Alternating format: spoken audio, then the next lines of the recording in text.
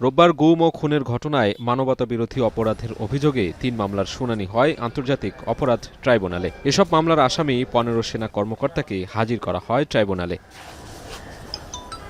শুনানি শেষে বিচারপতি মোহাম্মদ গোলাম মর্তুজা মজুমদারের নেতৃত্বাধীন ৩ সদস্যের আন্তর্জাতিক অপরাধ ট্রাইব্যুনাল ১ প্রতিটি মামলার অভিযোগ গঠনের বিষয়ে আদেশ দিতে আলাদা দিন ঠিক করে দেন।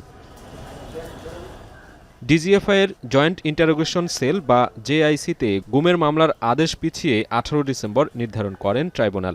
আর র্যাবের টিএফআই সেলে গুমের মামলায় শেখ হাসিনা, সেনা কর্মকর্তাসহ অভিযোগ গঠনের আদেশ নির্ধারণ করা হয় ২১ ডিসেম্বর। শুনানির সময় আসামিপক্ষের আইনজীবীরা সেনা কর্মকর্তা গুমের ঘটনায় নির্দোষ বলে দাবি করেন।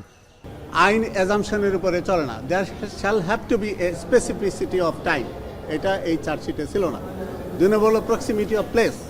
প্লেস হিসাবে উল্লেখ করা হয়েছে সমগ্র বাংলাদেশ প্লেস অফ অকারেন্স হইতে পারে না। সুতরাং টাইম, প্রক্সিমিটি অফ প্লেস এটা এখানে প্রমাণিত হয় নাই।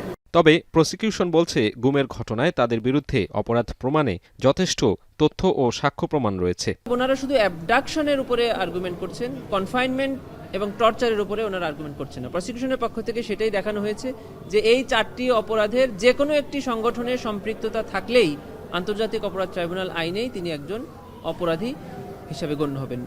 এদিকে জুলাই আগস্টের আন্দোলন চলাকালে রামপুরায় ২৮ জনকে হত্যায় অভিযোগ গঠনের পরবর্তী শুনানির দিন নির্ধারণ করা হয়েছে ২১ ডিসেম্বর। এছাড়া ছাত্রলীগ নেতা তানভীর হাসান সৈকতের নামে ট্রাইব্যুনালে নতুন মামলা দায়ের করা হয়েছে। ট্রাইব্যুনাল তাকে কারাগারে পাঠানোর আদেশ দেন। সাজিদ আরাফাত, এখন, ঢাকা।